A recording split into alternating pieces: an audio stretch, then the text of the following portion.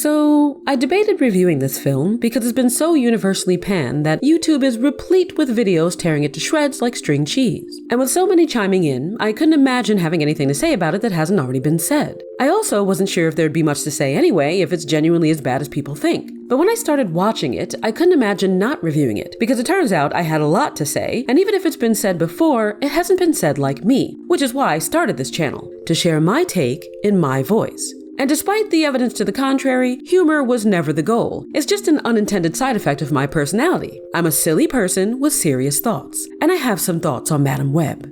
Welcome to Stream Come True, where nothing is spoiler-free. So the film opens in the Peruvian Amazon, 1973, complete with focus features bouquet. And we're introduced to a very preggy photographer named Constance, played by Carrie Bechet, and an interrupting ventriloquist named Ezekiel, played by Tahar Rahim, who delivers his first line like Matt Berry in Basically Anything, which would be fine if this were a comedy. It's not. And I didn't think I'd have to pause this soon to ask what happened, but what happened? I don't know that many specifics about Madam Web, but the one thing I did hear repeatedly is that this man's ADR is bad, and that's inaccurate. It's suspiciously bad, like produce that doesn't last the night. You don't understand why. It was fine when you bought it, now it looks like Santa's beard. So was it not fine, or is your home a filthy breeding ground for mold? Not only is his mouth visibly not moving when he says his line, it sounds like he channeled Harrison Ford in the middle of it. I agreed to provide security for you because I thought you were close to finding the spider.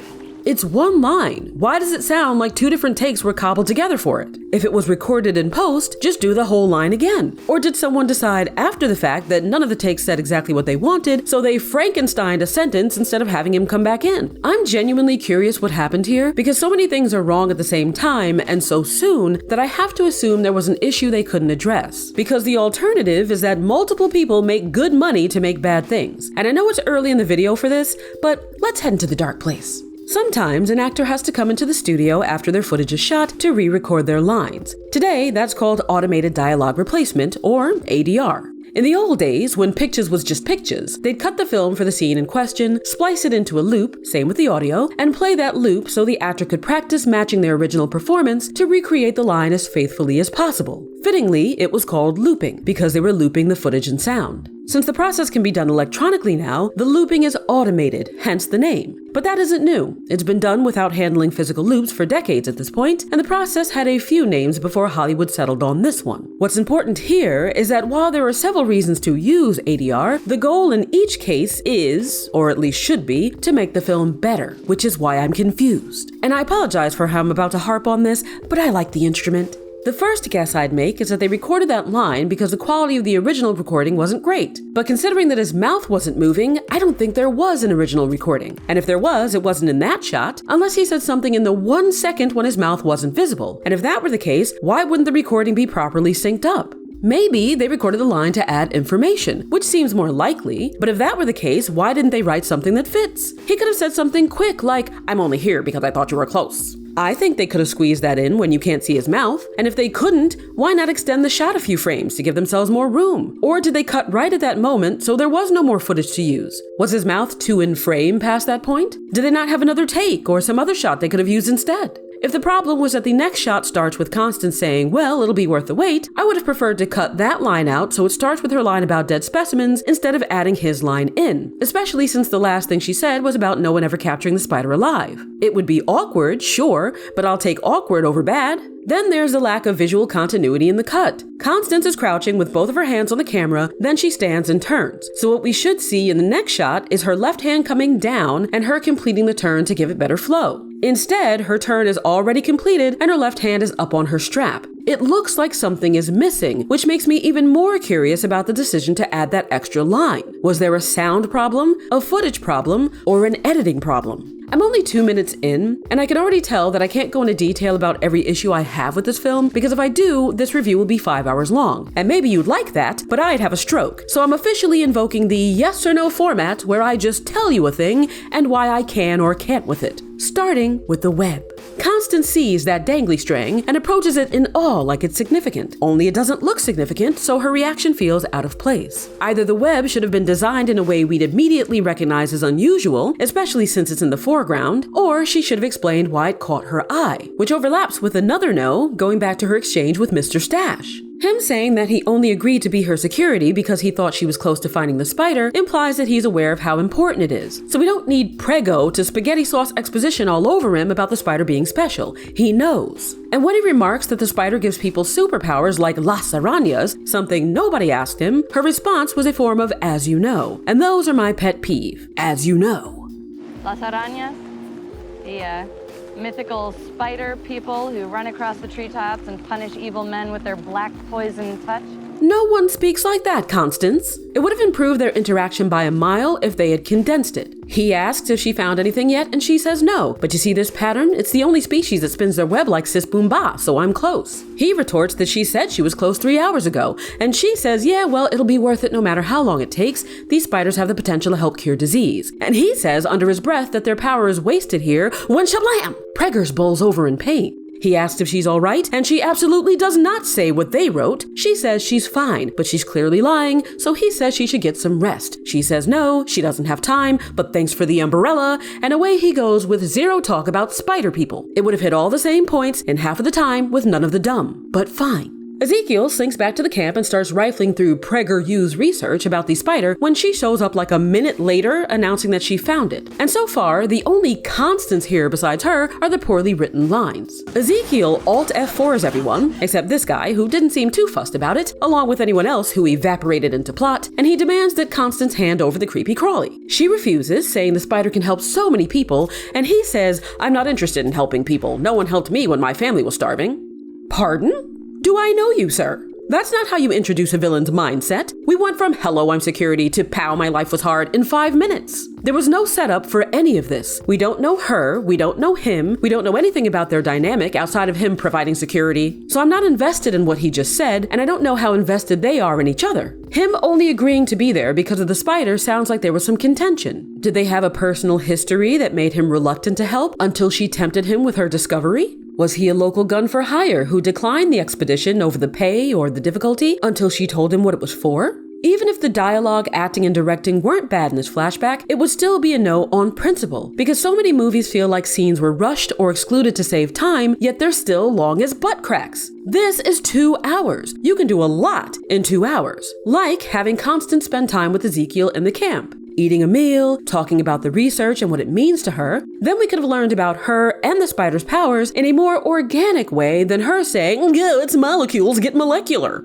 They could have passed the pair off as friendly with a hint of budding romance to lull us into a false sense of security. Ezekiel walking alongside her, holding the umbrella over her head, sharing the stories as people tell of Las Arañas to impart the wisdom of the region. And they could have sprinkled in some of his sob stories so we'd have more context going into his heel turn. Like they were poor and his father was sick, so he started working for some bad eggs to make ends meet and afford his father's treatment. Then, when she found the spider and he went all chick chick boom like Stray Kids, everyone would have been meaningfully blindsided. And his commentary on how he didn't have the same choices would at least tie back to something. But no, let's do it this way instead. I'm sure it'll work out. Also, his hair is multiplying. 1, 2.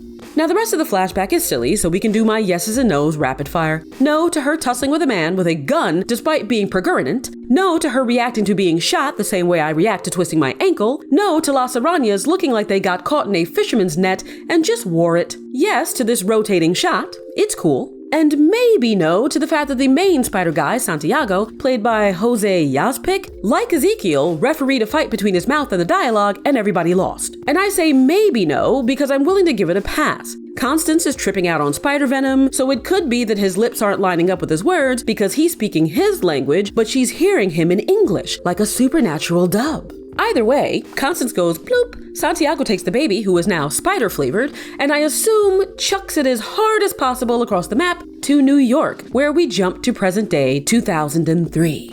Enter Cassandra Webb, played by Dakota Johnson. North or south remains to be seen, and this is a no because she's delivering lines like someone delivering a baby with an epidural. No feeling. Her fellow paramedic, Ben, played by Adam Scott, is in the back of the ambulance, a word I've never pronounced like an adult, doctor miking a woman who just lost her pulse, and Cass is like, Ben, what are you even doing back there? She's not going room temp on my watch. So let me establish this now, that instead of pointing out every time her acting is bad, I'm just going to say Dakota. And I know this scene is supposed to feel frantic given the music and the race against time, but it's a no because the ambulance looks slower than everything else. I'm not sure if it's because it was moving that slow or if the shots just weren't cut to give it an appearance of speed, but something about the pacing was off. Then some tryhard named Maddie, played by Celeste O'Connor, jet set radios herself in front of it, and Cass is all, yuck, kids, Jesus! And we get a smash cut to the hospital where Dakota's acting receives the emergency care it needs. The characterization here is yes, because the son of the woman she saved tries to give her a picture to say thank you, but she's uncomfortable and doesn't know how to receive it. So we again get the sense that she's not great with children or sentimentality. Even her reluctance to attend a baby shower with Ben hints at her having mommy issues. But the direction is no, because we see the kid and his dad walk away while the focus remains on Cass and Ben, making it read like a bookend to their day. So I thought it was about to cut to later, like to Cass arriving at home. Instead, the camera lingers on them making faces in silence before cutting to some girl named Julia, played by Sydney Sweeney, saying, "I'm her stepdaughter."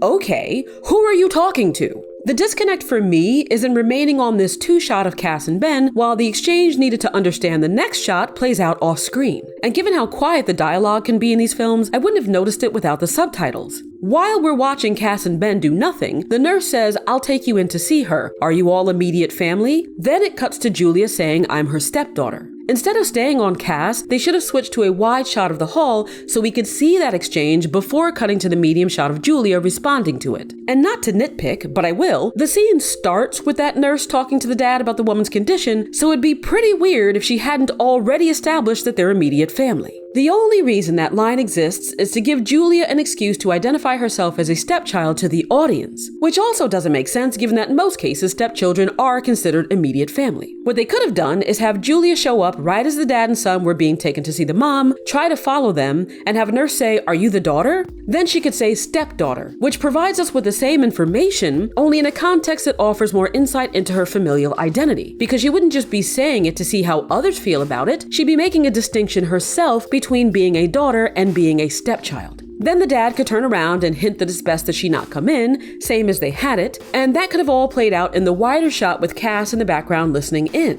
The order of the shots is also no, because that's where the scene should have ended, with Cass being nosy, not with her asking Ben what she's supposed to do with the picture. That exchange should have replaced the silence directly after the kid gave it to her. But fine. Cass has lunch with Ben, and it's a no for exposition. We already had subtle cues at her personality and character conflict. We didn't need her to literally say she hates family stuff. But I do like the rest of the scene. The dialogue is very natural. I like how they introduce her being a foster kid, because in case it wasn't clear, she's the spider-flavored baby. And I like how earnest it feels when Ben tells her he met someone. Because also, in case you didn't know, he's supposed to be Ben Parker, as in Peter Parker's uncle, aka Aunt May's man beef, her Oscar Mayer wiener, if you will. So it's nice to see a glimpse at his affection for her going into their relationship. Then he tosses Cass a fortune cookie and says to see what her future holds, to which she replies, "What if I don't want to know?" And the fortune reads, "You will blah," which isn't the subtlest of foreshadowing, but the text being smeared instead of blank was clever. I'll give it a yes. Then we get more characterization when Cass heads home to her disgustingly beautiful apartment and dives into a suitcase with all of her keepsakes, including pictures of her mom. This was a yes, because the scene ends with her saying, "I hope the spiders were worth it." So there's resentment there for her mother choosing her work. The question is, over what? Just staying home? Is that it?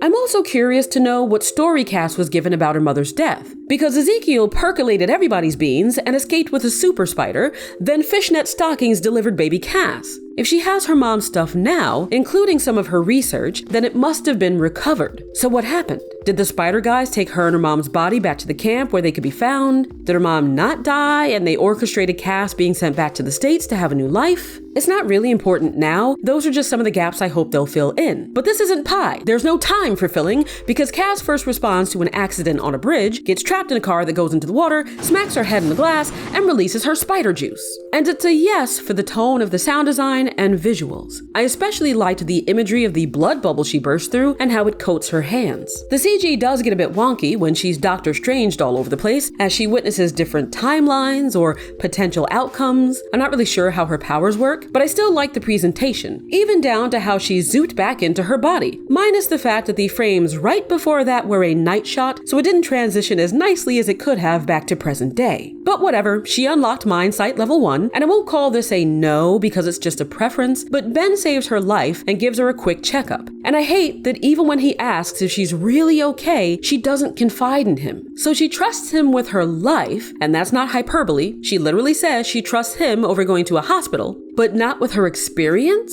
If that happened to me and my besticle asked if I was okay, I'd spill the tea like a broken mug. She just had a near-death experience. At worst, Ben would think it was a hallucination. And even if that frustrated her, at least she'd know where he stands. And I know she was partly in shock and just wanted to go home.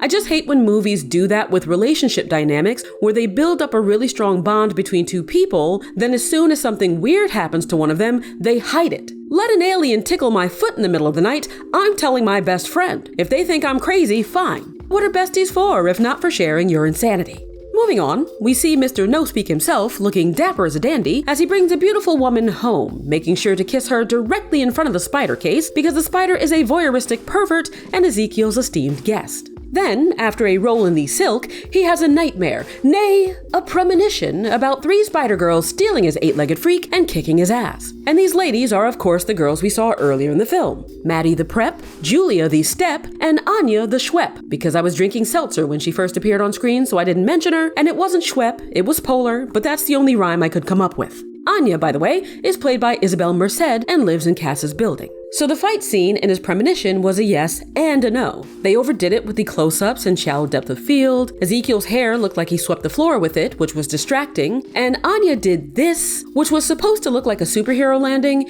yet she clearly just hopped into position from standing with zero impact, especially compared to Maddie right before her. But I liked the fever dream room transitions and the bold composition of the shots. The choreo had some of that early 2000s jank I kind of find charming. Ezekiel being barefoot in a suit tickled me for some reason, and I loved the girls' costumes. Though I'm curious to know where Maddie's spider legs went, because if the answer is into her back, gross. So, Ezekiel wakes up, and his midnight snack is like, "Did you have a bad dream?" And he says, "It's not a dream. I'm gonna be murdered one day." Who thought that second part sounded good? Who wrote this? There are 4 people with screenplay credits. 2 of them worked on things like Morbius and Gods of Egypt, and the other 2 worked on things like Succession, Jessica Jones, Orange is the New Black, and Life on Mars, albeit as directors or producers. Now, I don't like to make assumptions, but when somebody farts in a room, I wouldn't blame you for thinking it's the same person who farted before. So do with that information what you will, the exchange is a no either way. Because Ezekiel tells this woman that he's had the same vision every night of people killing him, and her grand contribution to his sea of wisdom is that we all die someday. I'm sorry, are we not aware that kicking the bucket is not the same as someone kicking it for you? And Ezekiel doesn't address it. He's just like, yeah, but if you saw who was gonna murder you, you'd try to stop him, right? And I don't know about that, because in her example, the someone who's going to kill you is your own mortality. You're having 2 different conversations, sir, and your mouth isn't moving while you do it.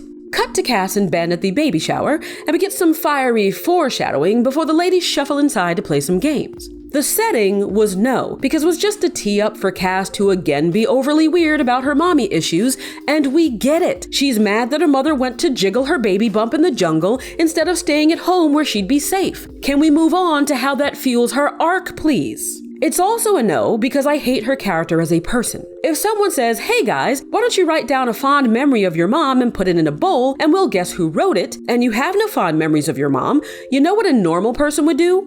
Nothing. You just don't put anything in there. But you know what a self-centered, passive-aggressive wet blanket with unresolved trauma does? Puts a blank slip in there so this poor, pregerated woman celebrating what may be one of the happiest events in her life might pick it, forcing everyone to acknowledge you and your problem that you'll then proceed to pretend is no big deal, despite your constant need to make it the star of the show, you absolute clotted cream. It is, however, a major yes for the balloons popping. Something about that was so visceral, and it created an immediate tension that felt like it was building up to something. The timing of the pops and the laughter surrounding them while Cass was visibly taut was like something out of a horror film. And a good one, But that buildup was short-lived because Cass and Ben get called to the scene of a fire where we repeatedly hear that a fireworks building is a death trap, which I'm sure is not going to come into play later, and amid the chaos, her premonitions become stronger and she finally starts to accept what's happening. This is a yes, because I think Dakota does a great job here. She sells being overwhelmed with confusion, left distraught by the life she tried to save and couldn't, and I like how the sequence is directed. There is one little blip where she's crying, then abruptly stops crying, like a child wailing like a siren after falling on their butt until you hold up a treat and suddenly they know not of emotion. Then she starts crying again immediately. It was weird, but I like the rest of the scene enough that I'll allow it. And before we go any further, can I just say that the credits for this film are a peach? Reading them, I wasn't sure who I'd rather be. The fresh-faced nurse, the New York dude, the dock worker who's injured, or the one who's not. Then I saw it. The role meant for me. Pedestrian with car. Because like pedestrian with car, I'm a contradiction. Enter Ezekiel, who now has a way to track down his would-be killers with the help of his assistant, Amaria, played by Sasha Mamet. And I rebuke this scene in the name of my ears. Yet again, Tahar's mouth doesn't match what's supposed to be coming out of it, and it sounds bad. What happened? Was he making involuntary bird noises, forcing the studio to redo all of his lines in post? Was every take just, I will not give up everything I've built? Was he just so bad at acting that they couldn't use his lines as is? Were the writers so bad at writing that they had to add a bunch of his dialogue in post because they forgot to put it in the script? Did the audio get corrupted somehow? I've legitimately never watched a film where the ADR was this openly terrible, and I don't understand what hellish Hollywood machinations led them down this path. Like I said, it'd be hilarious if it were a comedy. It's not, and I'm so confused that I don't want to talk about it anymore. Also, it may be foolish to have hope where Ezekiel's character is concerned, but I hope they explain how he got so rich. Not because everything in the film needs to be explained, but because he keeps harping on how poor he was and how far he's come. So I'd like to know how. I assume it has something to do with the pervy spider, but they haven't made that clear yet. Now we finally get into the meat and potatoes of the film. Cass, Julia, Anya, and Maddie all end up on the same train, and Cass starts visioning again that the girls are being attacked by some dude with great hair who is also sometimes in a spider suit for some reason. And sure as my fridge is loud, Ezekiel shows up, having tracked them down, and Cass gets those girls out of there. She gets them out! So this was another yes and no, because I'm fine with the girls actually following Cass off the train instead of just staring at her for a while like she's a crazy person, but I reject the notion that some dude could be crawling across the ceiling and New Yorkers wouldn't notice. We see everything, okay? We just pretend the crazy isn't there. Nevertheless, they're on the run from Ezekiel, who's being so clingy, guys.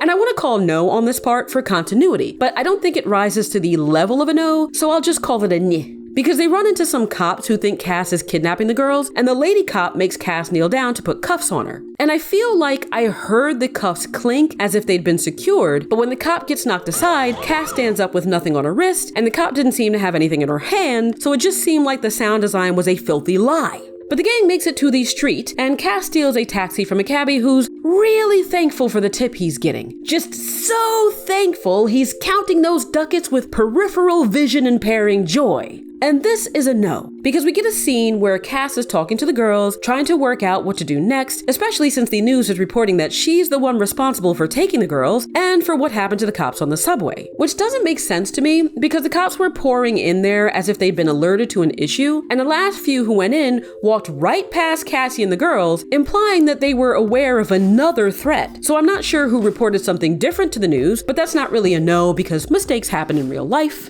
The no is the acting. Dakota.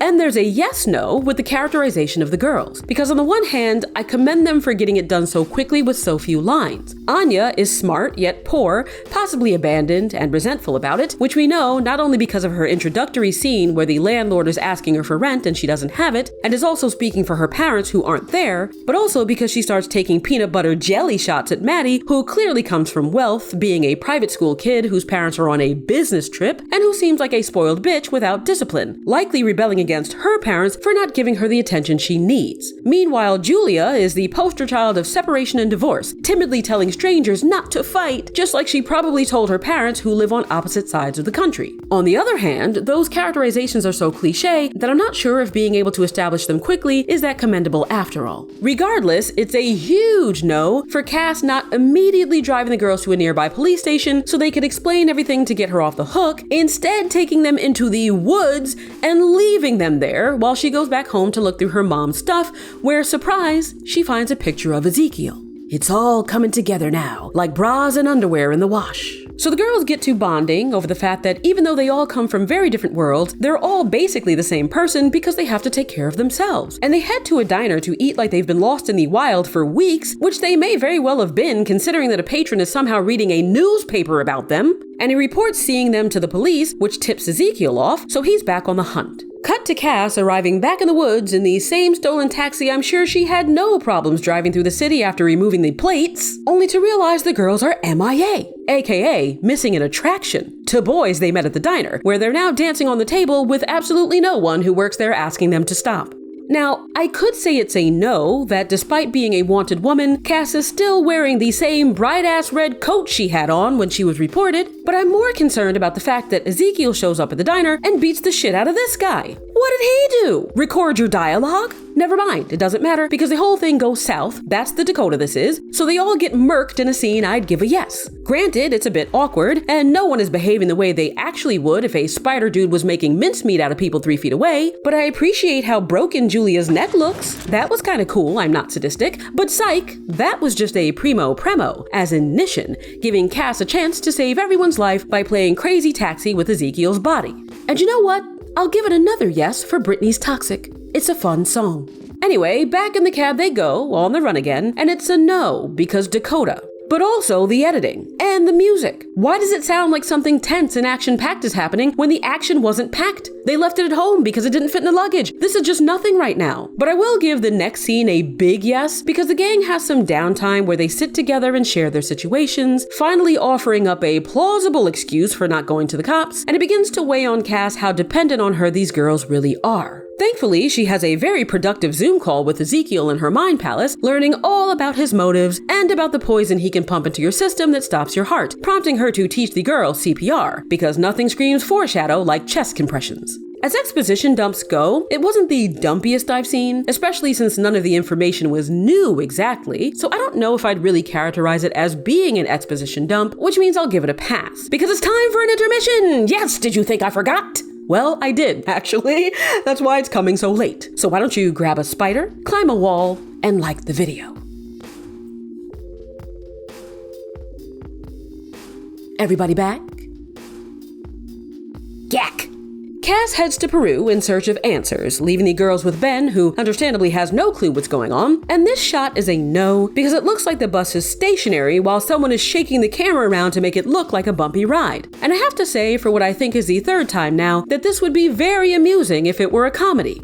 It's not. But the whole Peru sequence is just a series of yeses and nos, so we can blast through it. No to Cass being able to retrace her mother's steps through the rainforest alone using only her journal as a guide. No to Spider Guy Santiago, who looks like he's barely aged a day in 30 years, so kudos to him, giving Cass the Ancient One treatment by pushing her spirit out of her body, only in a way that wasn't as cool as when Tilda Swinton did it. No to Cass thinking her mother went to Peru while pregnant because she hated her, since I'm pretty sure a dangerous trip into the Amazon is low on the list of things a would-be mother would do if they hated their unborn child, just saying. But yes to Carrie Bechet's performance being the most consistent in the film, and for her believably coming across like Cass's mother in her affectation. So Cass gets back to the States, and wouldn't you know, the girls are in danger again. But no worries, Cass has another stone vehicle to ram into Ezekiel. And this isn't a no, it's just funny that Cass took the ambulance to get the girls away from Ezekiel, leaving Ben and Mary with the car, even though they were trying to get to the hospital because Mary's going into labor. And you could argue that Cass didn't know Mary was going into labor because she just got there, but when she looked through the window of the house, the camera was framed on the liquid on the floor, presumably where Mary's water broke, making it seem like Cass had connected the dots. So maybe she could have passed the emergency vehicle on to them. But, in the movie's defense, had Cass taken the car instead, she wouldn't have gotten to show off her ambulance driving skills again like in the beginning, and we wouldn't have gotten this scene where they use a defibrillator to shock Ezekiel through the roof. Would that even work? Answer down below. Also, it's a mini no for Ezekiel hopping onto the hood of a cab before fake leaping into the air. Was he not able to do that off the ground? Are cars like springboards for people with superpowers who can only jump instead of fly? You don't see Superman jumping up onto a garbage can before he gets going, he just goes. But I digress. The gang pulls into a horror flick when the ambulance dies in a dark tunnel, and Cass starts visioning so hard it blows her hair into her mouth. Now we've made it to the final showdown, and it's a little yes and a big no. The yes is that I do like the progression of Cass becoming more confident in her powers, which reinforces them, allowing her to use them on the fly, while simultaneously growing more comfortable with her maternal role as the girl's protector. And her character development was relatively well paced, so I never felt like she did a complete 180 with the girls out of nowhere until the very end, when she suddenly acts like they're all she needs in life. Sounds like someone damaged more than just her eyes. But I'll give her an out. Maybe she saw the future and knows that no matter what happens to her, those girls are going to be the highlight. And you may think I'm being too generous here, but what's a few courtesy points when I've already taken so many away? The no is that the final set piece is messy. Less would have been more here, but they squandered that opportunity with spectacle instead of having clear, isolated moments of confrontation to hone in on, keeping the threat intimate. It turned what should have been a fight between Ezekiel and the gang into a fight between Ezekiel and random shit happening in the background. And nothing has the impact it should, mainly due to the editing, because they hold on to shots way too long, which stifles any momentum that could have built up from one to the next. And that was a problem throughout the film. Compare a fight where you drop down in front of someone and immediately start swinging, each punch and kick the two of you throw having the rhythm of call and response, to a fight where you drop down and throw a punch and they just stand there looking at you for a few seconds before attacking you back. One of those fights would have movement, while the other would feel like bowel movement, assuming you're constipated. And that's how the action felt here, start and stop. So I lost interest in what was happening because of how it was presented. As for Cass's remark that she was Ezekiel's future all along, not the girls, it was a no for me as well, because it didn't make sense the way the story played out. That line would have worked if his vision was incomplete, so he was acting on the belief that these girls were the ones who killed him, when in reality it was Cass. But that's not how the vision was executed, and him trying to fight the inevitable or the wrong thing isn't why he lost. He lost because Cass can change the future, and the vision of the girls in their costumes was less like a red herring and more like a bait and switch. Now, the actual ending of the film was kind of dumb, so I'm just going to leave it here, but I will give it a yes for the callback to immediate family. Getting into my final thoughts, I mentioned feeling like certain things would have been okay if this were a comedy, and I think that points to a disparity in tone. There was an identity crisis here, with the movie feeling like it tried to capture some of the levity and charm of early 2000s superhero fare, only with a more modern MCU presentation, and one took a bite out of the other, so neither was whole. I thought the visuals were great in a creative sense as far as art direction and cinematography, but in terms of technical execution, the editing dragged everything from the visuals to the writing down, and the writing was already middling to begin with. I literally just watched it, and I'm already having trouble recalling any dialogue or points in the plot that stood out as memorable or effective in a positive way. The story itself was okay, but it was how they built the characters out around it that fell flat. Cass was the only one who felt like she had purpose and depth, while the rest felt like weeping angels, like they had no agency or identity outside of her gaze. Despite the film being an escort mission, the girls felt like they weren't there most of the time, and when they were like a single unit that didn't do much, rather than having each of them contribute a lot in their own unique ways. They tried to do that a bit at the end by having Maddie skateboard down a steel beam or whatever, but it was too little too late, and it looked bad anyway. As for Ezekiel, the fact that his last name was Sims was fitting, because I didn't understand what he was saying either. And it wasn't his accent, it was the grumbly way he delivered his lines and the inflection that made all of it emotionally monotone. He was also a very shallow villain, and despite his dialogue sounding pretty bad, I dare say it would have been better if he had more of it. Outside of the scene with the woman he slept with, he sounded like an action figure with built-in bad guy lines he repeats when he pulled the string. He needed to express himself more, to have some level of characterization that wasn't just being selfish and not wanting to die. I also think I would have gotten used to how his lines came across the more I heard them. Him speaking so rarely made the poor quality that much more jarring. So I guess my final verdict is that the movie wasn't as bad as I was expecting it to be from everything I heard. Like, I wouldn't go so far as to say it's the worst movie I've ever seen in my life. But the parts that are bad are so brazenly so that it does make it the most uniquely terrible film I've seen in a while. But, as always, my goal at Stream Come True is to share my passion for storytelling and encourage you to dive into all the amazing and not so amazing content streaming near you. So, if you want to watch Madam Web, the links are in the box. Thank you for watching, subscribe on your way out, and good night, streamers.